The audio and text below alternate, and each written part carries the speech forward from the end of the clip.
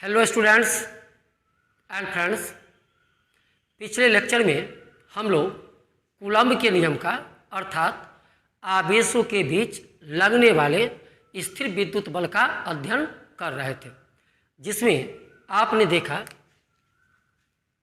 कि दो बिंदु आवेश है और ये विराम में है, Q1 और Q2, और दोनों आवेशों के बीच की दूरी r है, और दोनों आवेशों के बीच यहाँ जो माध्यम है ना, यहाँ पे हवा या निर्वात है। तो Q1 Q2 पर बल लगाएगा और Q2 Q1 पे बल लगाएगा। आप इस बल का नाम दिए थे स्थिर विद्युत बल या विद्युत बल या कूलम्ब का बल। इस बल का मान कितना होगा तो आप पढ़े थे फ्रॉम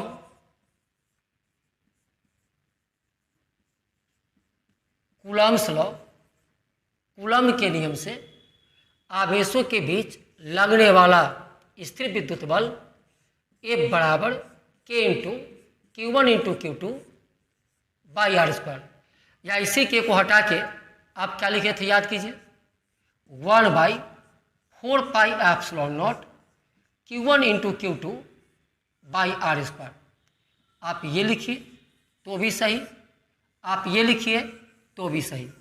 जब न्यूमेरिकल बनाइएगा इस K का मान क्या लीजिएगा, या K के स्थान पे 1/4 पाई एप्सिलॉन नॉट का मान क्या लीजिएगा, तो K का मान हवा और निर्वात के लिए 9 × 10⁹ न्यूटन मीटर स्क्वायर पर कूलम्ब स्क्वायर होता है, या उसी को आप इतना लिखे हैं 9 × 10⁹ न्यूटन मीटर स्क्वायर पर कूलम्ब स्क्वायर होता है।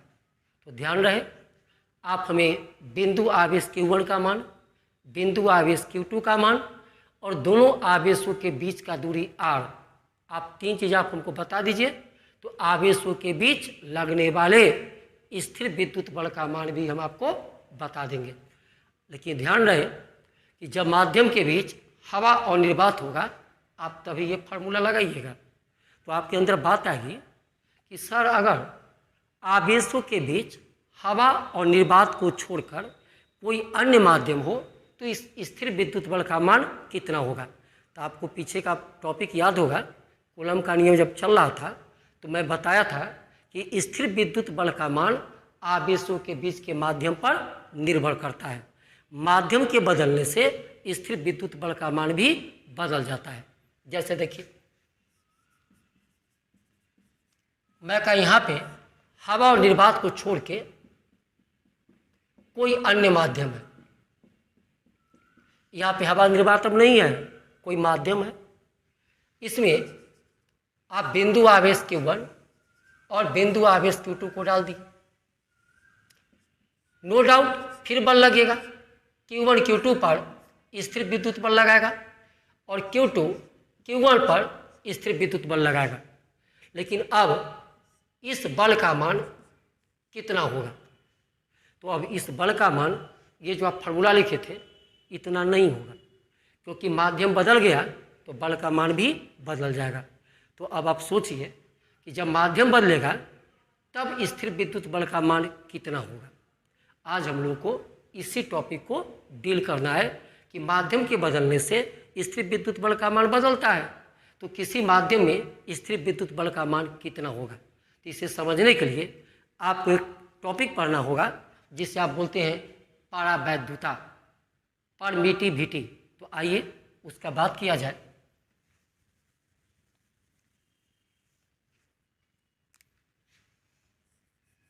आज का लेक्चर यहाँ से आपका स्टार्ट होगा। किसी माध्यम की परावैद्युता, इसे अंग्रेजी में बोलते हैं परमिटिविटी ऑफ अ मीडियम। तो देखिए, तो ये परावैद्युता क्या होता है? तो परावैद्युता किसी माध्यम का गुण है जिस गुण पर आवेशों के बीच लगने वाले स्थिर विद्युत बल का मान निर्भर करता है। Permittivity is the property of a medium which determines the electrostatic force between two charge particles या स्टैटिक चार्ज पार्टिकल्स। देखिए ध्यान से थोड़ा, देखिए तो यहाँ पे कोई माध्यम है, इस माध्यम में दो बिंदु आवेश Q1 और Q2 को रखा गया है। कितना दूरी पर? तो R दूरी पर। Q1 Q2 पर स्थिर विद्युत बल लगाया और Q2 Q1 पर स्थिर विद्युत बल लगाया। तो इस विद्युत बल का मान, इस स्थिर विद्युत बल का मान माध्यम के जिस गुण पर निर्भर करेगा उसी गुण को कहते हैं माध्यम की परावैद्युता। तो देखिए इसका परिभाषा क्या होगा? किसी माध्यम की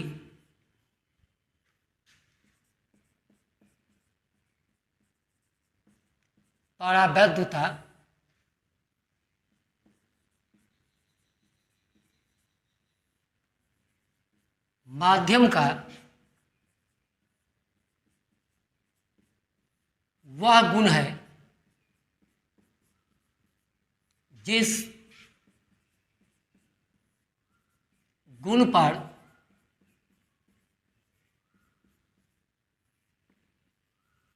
आवेशों के बीच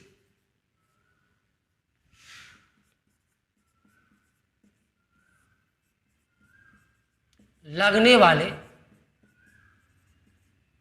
स्थिर विद्युत बल का मान निर्भर करता है। तो मान लीजिए एग्जाम में भी आ जाए कि परावैद्युता क्या है, तो आपका जवाब होगा किसी माध्यम की परावैद्युता माध्यम का वह गुण है जिस गुण पर आवेशों के बीच या दो आवेशों के बीच लगने वाले स्थिर विद्युत बल का मान निर्भर करता है।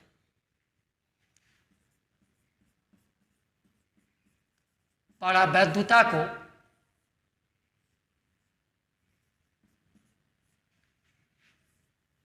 एप्सिलॉन, इसे क्या पढ़िएगा? एप्सिलॉन, एप्सिलॉन के द्वारा सूचित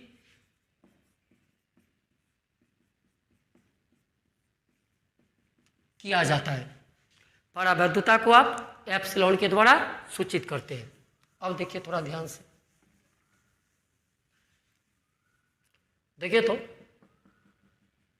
यहां पर कोई माध्यम है, कुछ भी होगा, यहां पे कोई माध्यम है। इस माध्यम में दो बिंदु आवेश रखा हुआ है, Q1 और Q2। इसके बीच की दूरी R है। मैं का इस माध्यम की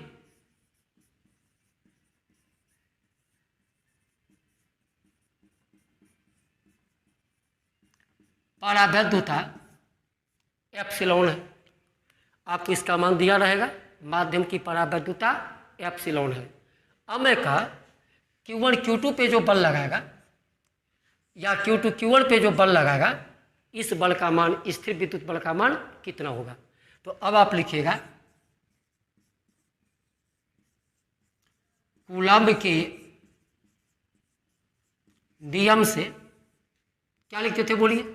F equal to K into Q1 into Q2 by R square. अब यहाँ पे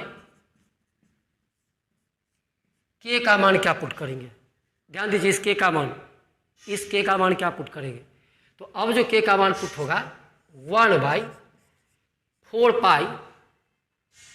पाई यहाँ पे लिखाएगा उस माध्यम की परावैद्युता जिसमें आवेश रखा गया है। आवेश जिस माध्यम में उसकी परावैद्युता है एप्सिलॉन, तो यहाँ पे क्या लिखा है बोलिए, एप्सिलॉन। तो अब हो जाएगा बल का मान F equal to 1/4 epsilon Q1 into Q2 by are square. देखिए ध्यान से, दो आवेश है Q1 और Q2, दो आवेश है जिसके बीच की दूरी r है। ये Q1 और Q2 उस माध्यम में रखा हुआ है जिसकी परावैद्युता एप्सिलॉन है। तो मैं आपसे पूछा Q1 और Q2 के बीच लगने वाले स्थिर विद्युत बल का मान कितना होगा। तो अब आपका जवाब होगा कि Q1 और Q2 के बीच लगने वाले स्थिर विद्युत बल का मान F बराबर 1/4 epsilon Q1 into Q2 by are square. यहाँ पे चौकन्ना रहिएगा, यहाँ क्या होगा, व्हाट इज दिस, यह उस माध्यम की परावैद्युता है जिस माध्यम में आवेश को रखा गया है।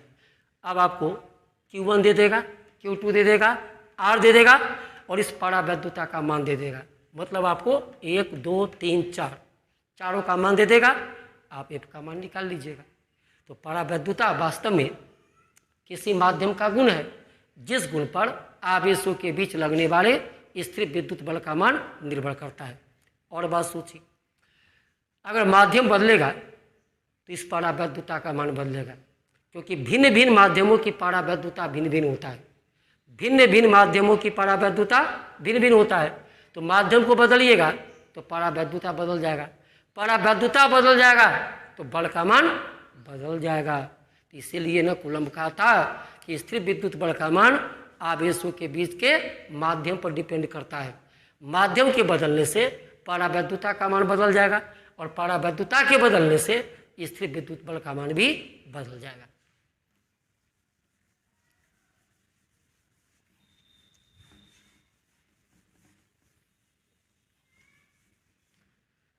चलिए थोड़ा ध्यान से देखिए, तो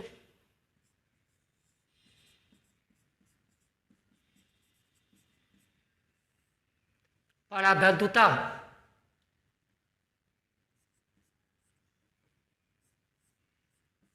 का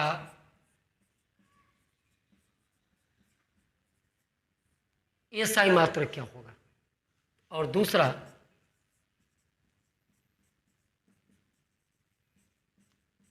परावैद्युता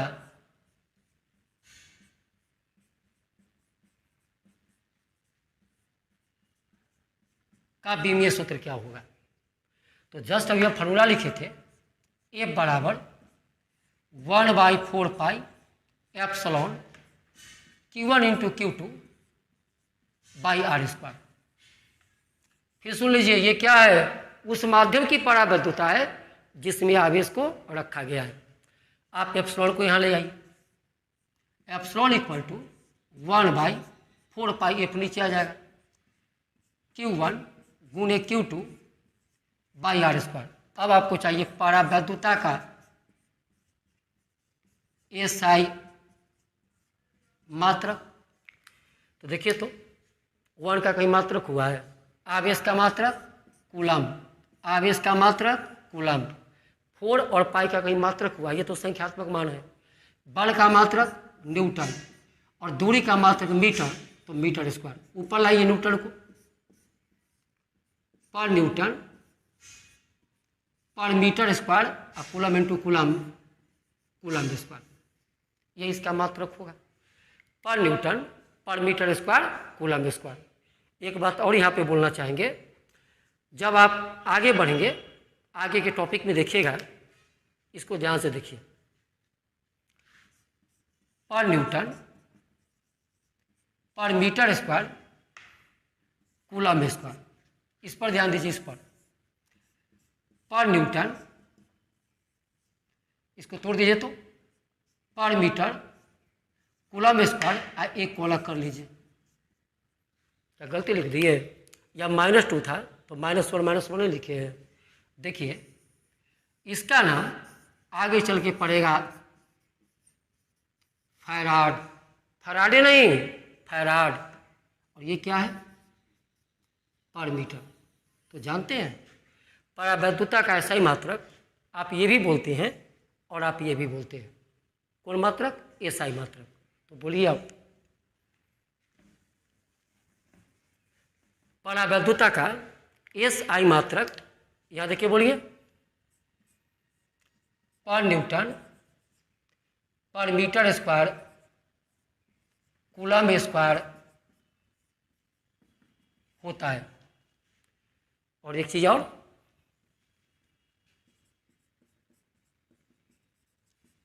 परावैद्युता का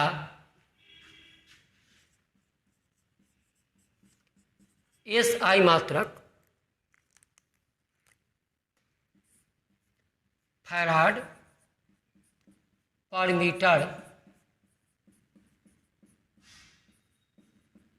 भी होता है। दो मात्रक, या तो ये बोलिए पर न्यूटन पर मीटर स्क्वायर कूलम स्क्वायर, या फैराड पर मीटर भी होता है। इसे क्या पड़ेगा, इसे फैराड, फैराडे नहीं, फैराड, फैराड। अब आइए, अब परावैद्युता का बीमीय सूत्र क्या होगा, तो यहाँ देखिए, तो आपको चाहिए परावैद्युता का बीमीय सूत्र। याद कीजिए, विद्युत आवेश का क्या पढ़ाए थे, आई टी, ये भी विद्युत आवेश है, आई टी 4 पाई का होगा नहीं, बल का क्या होता है याद कीजिए, एम एल टी माइनस 2 और आर स्क्वायर तो हो जाएगा एल स्क्वायर। सबको सिस्टमेटिक कीजिए, एम को ऊपर लाइए, m to the power -1, l square और एल क्यू तो ऊपर आके एल का पावर -3, टी स्क्वायर आइए -2 आके +2, टी का पावर 4, आई स्क्वायर। देखिए, तो परावैद्युता का बीमीय सूत्र m to the power -1, l to the power -3, t का पावर 4, आई स्क्वायर, या m to the power -1, l का पावर -3, t का पावर 4 और i के स्थान पे आप ये भी लिख सकते हैं, a स्क्वायर होता है। यही होता है परावैद्युता का एसआई मात्रक और बीमा।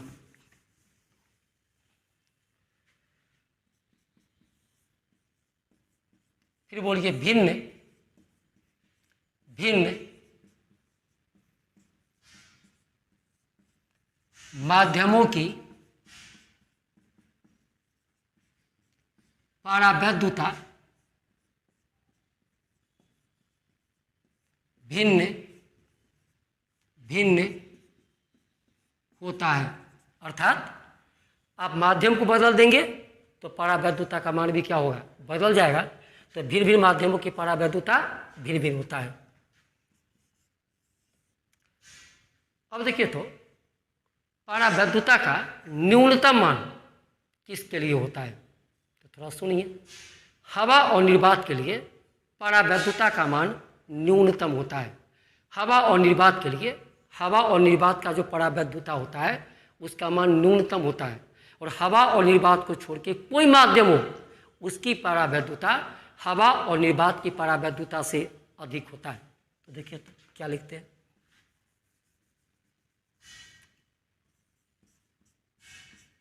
हवा या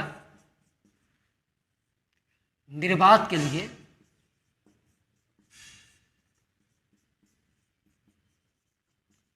परावैद्युता का मान न्यूनतम मिनिमम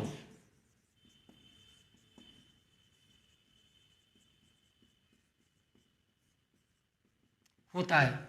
और हवा और निर्वात को छोड़ के अन्य कोई माध्यम हो उसका परावैद्युता हवा और निर्वात के परावैद्युता से ज़्यादा होगा। हवा या निर्वात की परावैद्युता को एप्सिलॉन लिख के और नीचे लगा दीजिए 0। आज से जहाँ भी लिखा लगा एप्सिलॉन 0 तब समझ जाना ये हवा या निर्वात की परावैद्युता है। को एप्सिलॉन 0 के द्वारा सूचित किया जाता है। और इसका मान आपको पीछे भी बताया, तो इसका मान होता है 8.85 गुने 10 के पावर -12 मात्रक बोलिए पर न्यूटन पर मीटर स्क्वायर कूलम स्क्वायर, या इसको ये भी बोलिए 8.85 गुने 10 के पावर -12 फैराड पर मीटर होता है। ये आपके ऑब्जेक्टिव में भी आता है बोर्ड एग्जाम में। हवा या निर्वात की परावैद्युता, तो आप सामने देख लीजिए। परावैद्युता माध्यम का गुण है, परावैद्युता माध्यम का गुण है जिस गुण पर आवेशों के बीच लगने वाले स्थिर विद्युत बल का मान निर्भर करता है। फिर ये इसका एसआई मात्रक क्या होगा, इसका विमेय सूत्र क्या होगा, डिफरेंट मीडियम का परावैद्युता डिफरेंट होगा। हवा और निर्वात के लिए परावैद्युता का मान न्यूनतम होगा। हवा और निर्वात को छोड़कर कोई माध्यम हो उसकी परावैद्युता हवा और निर्वात की परावैद्युता से अधिक होगा। और हवा और निर्वात की परावैद्युता इतना होता है, इस वैल्यू को आप याद रखिएगा। अब आइए एक और टॉपिक की बात करते हैं।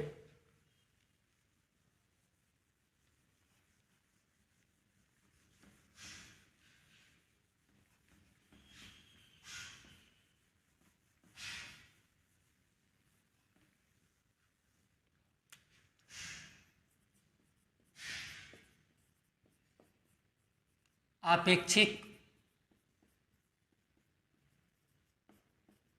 परावैद्युता, इसे अंग्रेजी में बोलिएगा रिलेटिव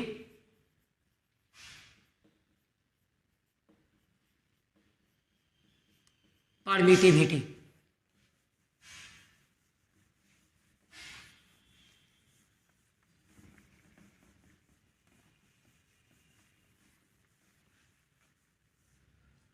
चलो देखिए, तो एक बात और सुनिए। आपेक्षिक परावैद्युता का आगे चल के एक और नाम पड़ेगा इसका, परावैद्युत नियतांक, डाई इलेक्ट्रिक कांस्टेंट।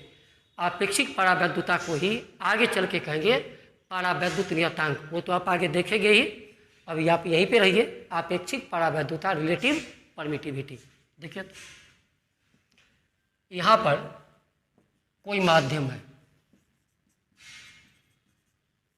ये कोई माध्यम है और इस माध्यम की परावैद्युता है एप्सिलॉन। इस माध्यम की परावैद्युता कितना है, एप्सिलॉन। अब मैं कहा इस माध्यम की आप ये बताइए आपेक्षिक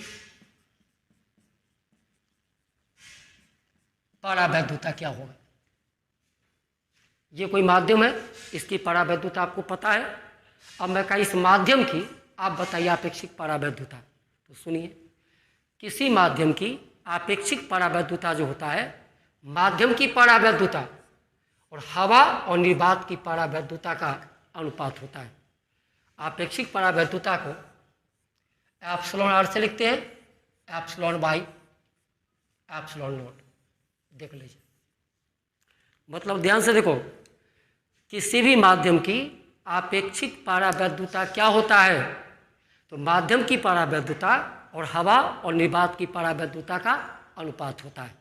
इसको ध्यान से याद देख लीजिए। तो बताइए क्या लिखे, किसी माध्यम की आपेक्षिक परावैद्युता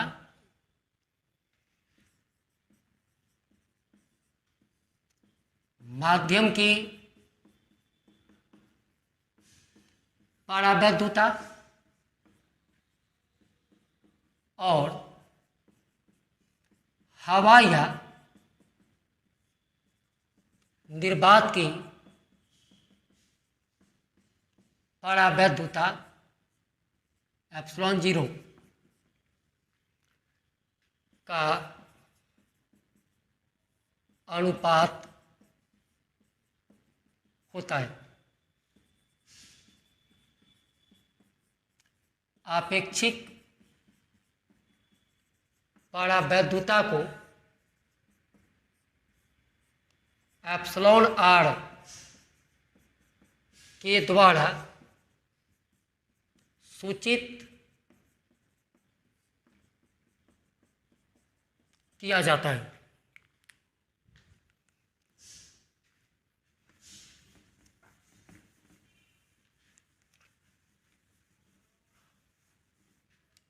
तो देखिए, तो यहां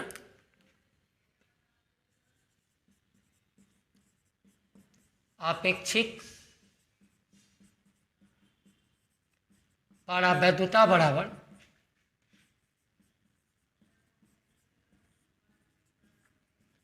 माध्यम की परावैद्युता,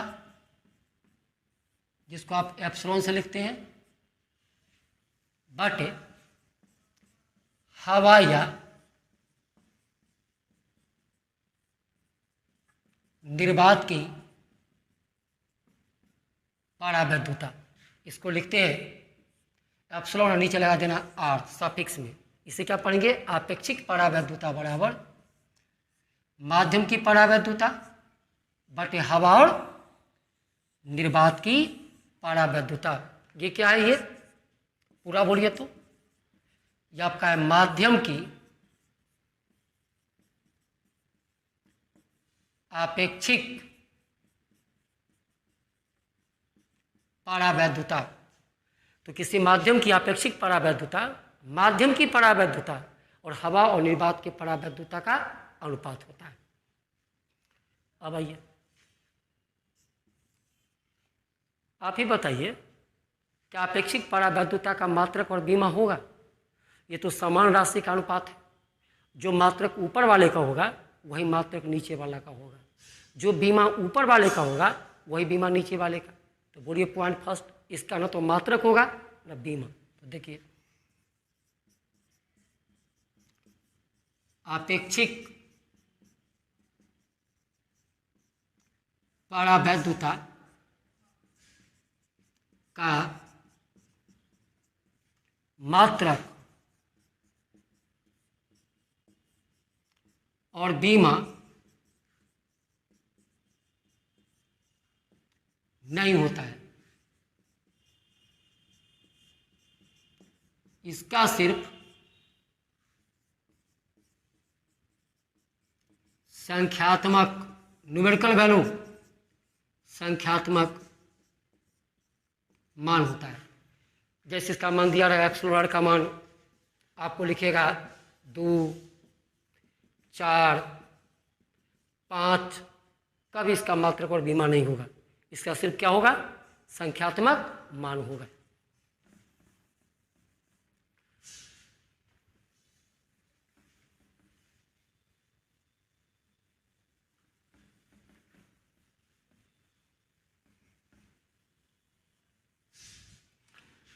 अब आइए, इसका मान होगा कितना? देखिए,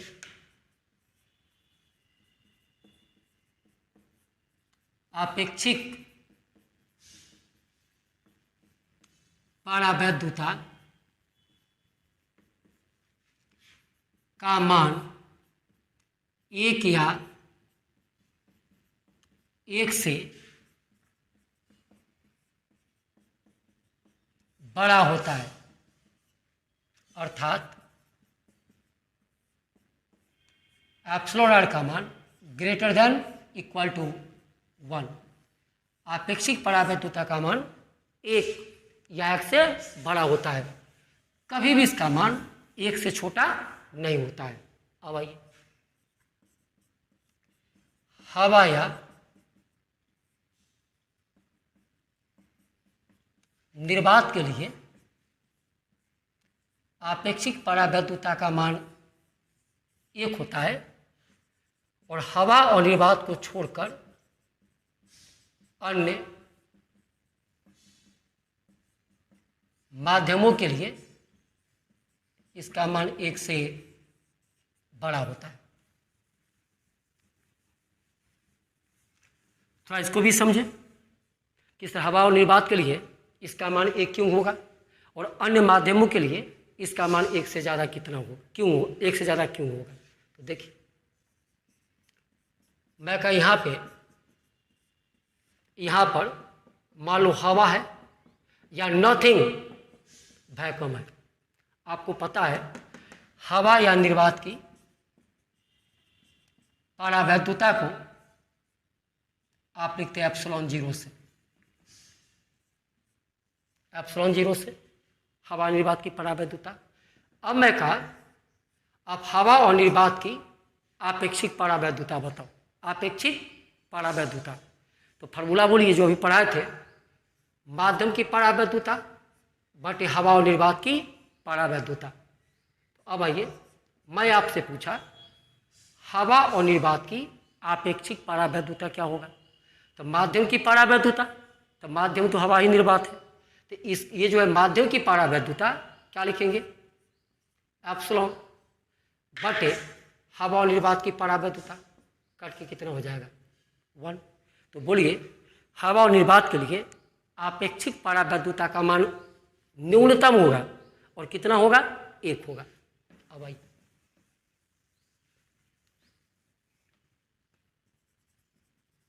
अन्य माध्यम के लिए मैं कहा यहाँ पे हवा और निर्वात को छोड़ के कोई माध्यम है और मैं कहा इस माध्यम की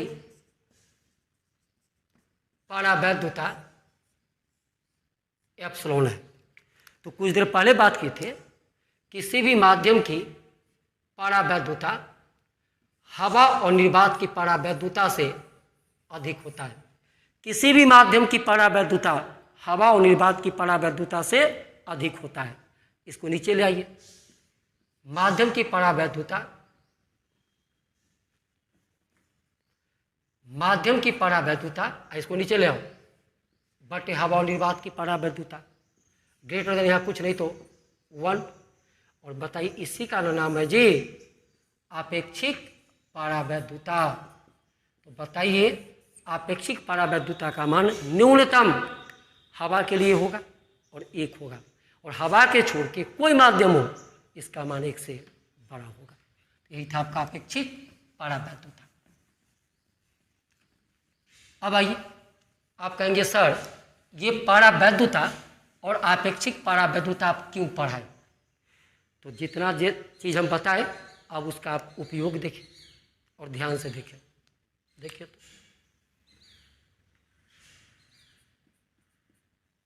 हवा या निर्वात में मैं कहा यहाँ पे हवा या निर्वात है और यहाँ पे 2 बिंदु आवेश विराम में रखा गया है, Q1 और Q2। इसके बीच की दूरी R है। और कहाँ है हवा और निर्वात में, यहाँ पर Q1 Q2 पेपर लगाए, Q2 Q1 पेपर लगाए। इस स्थिर विद्युत बल का मान आपको बताना है, तो ये तो आप पहले भी पढ़ चुके हैं। और मैं कहा यहाँ जो माध्यम है बोलिए इसका परावैद्युता, हवा या निर्वात की परावैद्युता आपको है पता है एप्सिलॉन 0। अब मैं कहा इस बल का मान बताओ, तो आप लिखिएगा कूलम्ब के नियम से F equal to K into Q1 गुणे Q2 बाई R स्क्वायर। अब इस K का मान क्या पुट करेंगे, K का मान 1/4 पाई यहाँ पे क्या लिखाएगा, उस माध्यम की परावैद्युता जिसमें आवेश रखा हुआ है, तो आवेश हवा निर्वात में है, यह लिखाएगा एप्सिलॉन 0। तो बताइए F बराबर हो जाएगा 1/4 pi epsilon 0 Q1 into Q2 by R square. देख लीजिए आप ये फार्मूला तभी लगाना जब आवेशों के बीच का माध्यम हवा या निर्वात हो। अब आइए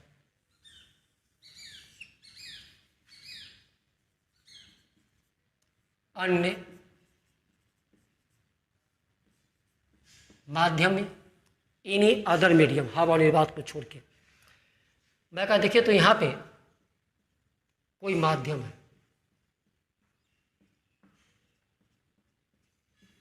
ये कोई माध्यम है। इस माध्यम की दो में से एक चीज आपको देना है। मैं कहा इस माध्यम की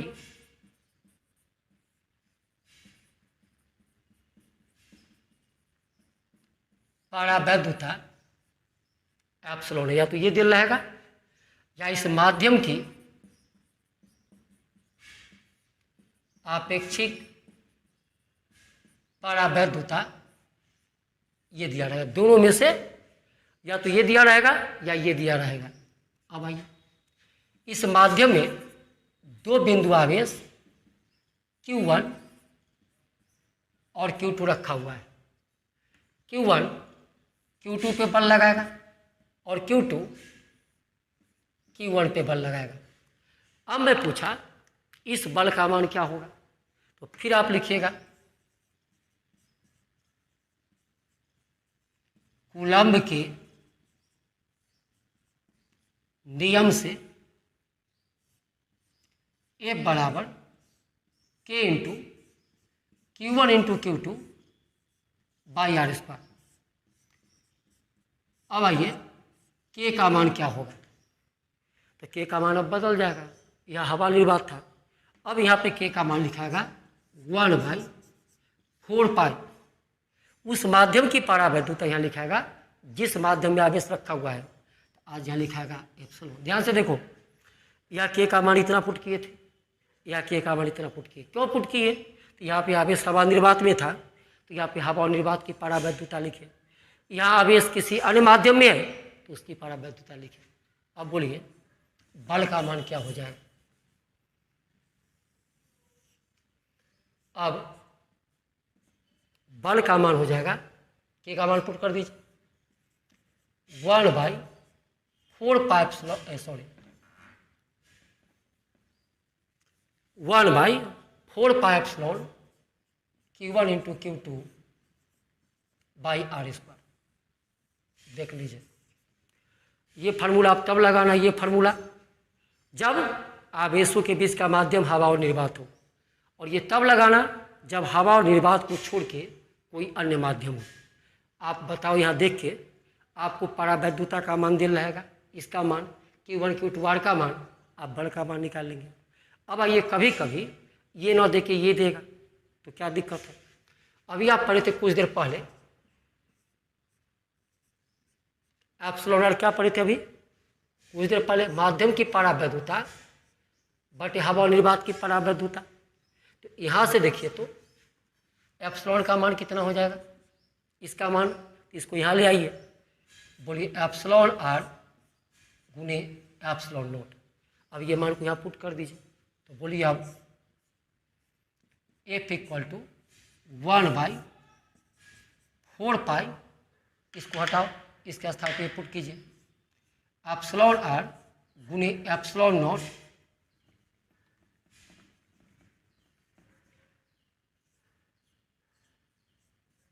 Q1 Q2 by are square. देख लीजिए जो लोग स्टार्ट में बोले थे, अब मेरे पास फॉर्मूला आ चुका है। विद्युत आवेश हवा निर्वात में है तो भी न्यूमेरिकल बनाएंगे इससे, और हवा और निर्वात को छोड़ के किसी अन्य माध्यम में होगा तो न्यूमेरिकल बनाएंगे इससे। और ध्यान दीजिए, अगर आपको माध्यम की परावैद्युता दे देगा तो ये फार्मूला से न्यूमेरिकल बना देंगे। अगर आपको ये अपेक्षिक परावैद्युता देगा तो इस फार्मूला से न्यूमेरिकल बना देंगे। मतलब ये दोनों में से कोई एक आपको पक्का दिल रहेगा, तो बल का मान निकाल दीजिएगा। तो ये फार्मूला आप लगाइएगा हवा और निर्वात के लिए, स्थिर विद्युत बल का मान कितना होगा, और ये लगाइएगा किसी अन्य माध्यम के लिए। तो आप देखिए कि अब आवेश किसी भी माध्यम में हो, हवा में हो, निर्वात में हो या किसी अन्य माध्यम में हो, आप स्थिर विद्युत बल का मान ज्ञात कर सकते हैं।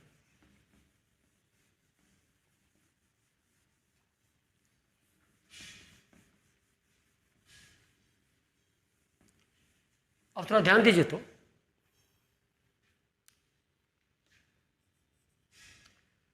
आपको क्वेश्चन आ गया,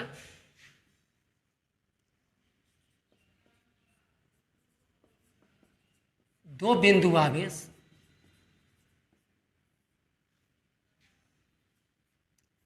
5 माइक्रोकूलम और 10 माइक्रोकूलम हवा में 5 मीटर की दूरी पर रखा गया है। दोनों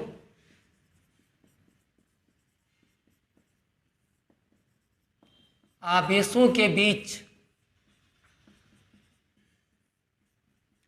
लगने वाले स्थिर विद्युत बल का मान ज्ञात करें। ध्यान से देखो, एक बिंदु आवेश आपका Q1 5 माइक्रोकूलम, Q2 10 माइक्रोकूलम। इसको तोड़ेंगे, 5 गुने 10 के पावर -6 कूलम, 10 गुने माइक्रो माइक्रो 10 के पावर -6 कूलम, और दोनों आवेश के बीच का दूरी आपको दिया हुआ है 5 मीटर, और आवेश का रखा हुआ है हवा में। तो अब आपको निकालना है इसके बीच कितना बल लगेगा। मतलब समझो, Q1 Q2 R, आपको Q1 पता है, आपको Q2 पता है और R पता है, और इसके बीच क्या है जी, हवा और निर्वात। अब आपको बताना है Q1 Q2 के बीच जो बल लगेगा, इस बल का मान कितना होगा। तो आप बोलिए, कूलम्ब के नियम से F बराबर 1/4πε0 Q1 into Q2 by R²। चलिए, F बराबर इसका मान क्या हो जाएगा, हवा निर्वात है 9 गुने 10 के पावर 9 न्यूटन मीटर स्क्वायर पर coulomb square. Q1 5 microcoulomb, Q2 10 microcoulomb by R²। तो चलिए, 5 मीटर गुने 5 मीटर गुना भाग कर दीजिए। पहले मीटर मीटर से स्क्वायर कट गया, मात्रक मात्रक काट रहे हैं। अब कूलम कूलम से कूलम -2 5 ये 5 2 जा, तो 9 को और 2 को गुणा कीजिए, 9 2 जा 18 इंटू 10 के पावर 9 -6 -12, तो 9 में से 12 गया तो -3 न्यूटन। देख लीजिए, तो ये कब लगेगा, जब आवेश के बीच क्या होगा, हवा या निर्वात होगा। अब आइए एक और सवाल देखिए,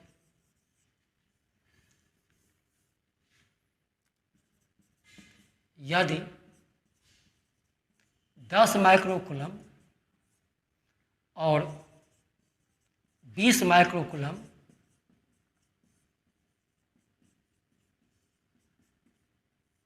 बिंदु आवेशों को 10 मीटर की दूरी पर एक ऐसे माध्यम में रखा गया है जिसकी आपेक्षिक परावैद्युता 5 है, तो आवेशों के बीच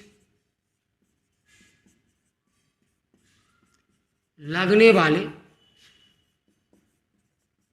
स्थिर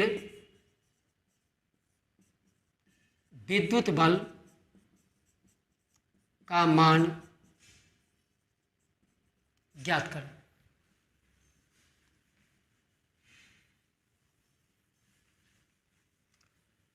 इसको थोड़ा अच्छा से समझिए। आप देखिए यहाँ पे कोई माध्यम है, यहाँ पे दो आवेश रखा हुआ है Q1 Q2। Q1 का मान है 10 माइक्रोकूलम, Q2 का मान है 20 माइक्रोकूलम। और ये जो माध्यम है, इस माध्यम की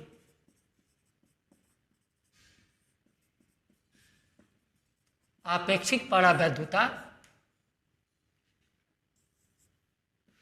कितना है, जिसको आप लिखते हैं एप्सिलॉन आर से, इसका मान 5 है। देखिए यहाँ कोई माध्यम है, इस माध्यम की आपेक्षिक परावैद्युता 5 है। आपको Q1 पता है, Q2 पता है, और इसके बीच का दूरी R भी पता है 10 मीटर। अब आपको बताना है Q1 और Q2 के बीच लगने वाला बल कितना होगा। तो क्या लिखिएगा, कूलम्ब के नियम से। अब देखिए क्या लिखेंगे, F बराबर 1/4 पाई एप्सिलॉन आर गुने एप्सिलॉन नॉट Q1 गुने Q2 बाई आर स्क्वायर। अब ये फार्मूला लिखिएगा, ये फार्मूला। अब देखिए F बराबर, इसको साइड कर लीजिए, 1/4 pi epsilon naught Q1 Q2 by are square.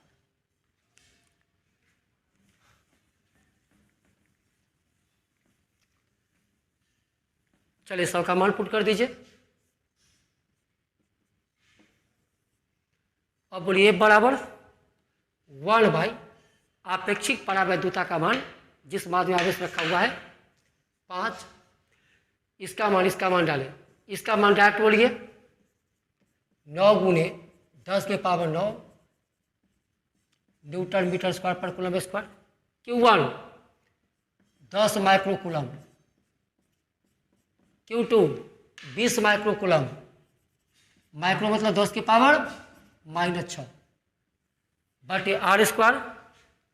और आपका है 10 मीटर, 10 मीटर गुना भाग कर दीजिए। पहले मात्रा काट दीजिए, कूलम कूलम से ये कैंसिल। देखिए तो 10 1 जा 10 हटा दीजिए, और 10 2 जा 20, तो कितना हो जाएगा आज देखिए तो। ऊपर 9 बचा, 2 बचा, 9 2 जा 18/5 देख लीजिए। और 9 -6 -12, तो 9 से 12 गया तो 3 न्यूटन, 5 3 जा 15, 3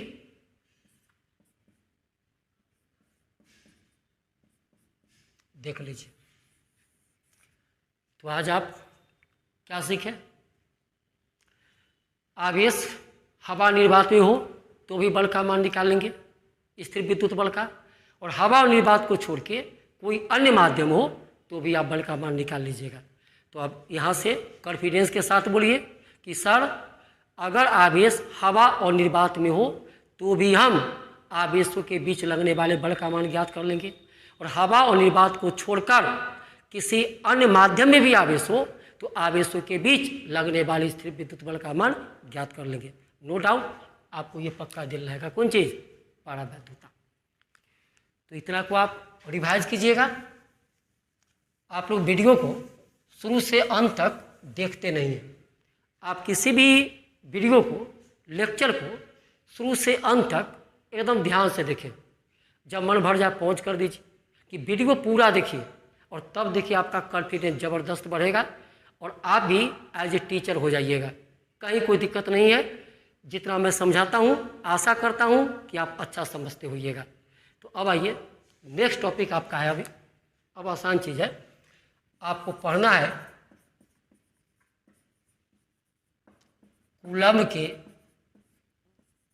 नियम का सदिश रूप, इसे बोलते हैं vector form of Coulomb's law. तो अगले लेक्चर में आप कूलम के नियम का मेन चीज़ समाप्त कर ली है। तो अगले लेक्चर में जब हम आपसे मिलेंगे तो बात होगी कूलम के नियम का सदिश रूप, vector form of Coulomb's law. तब तक आप इसको शुरू से अंत तक देखें, रिवाइज करें और समझने का प्रयास करें। और वीडियो पसंद आया होगा लाइक करें, सब्सक्राइब करें, शेयर करें। तो मिलते हैं नेक्स्ट लेक्चर। ओके।